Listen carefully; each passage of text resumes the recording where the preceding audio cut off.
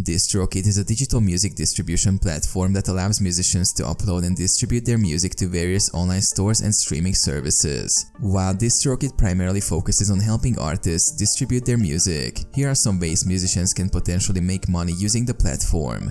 Music sales and streaming revenue.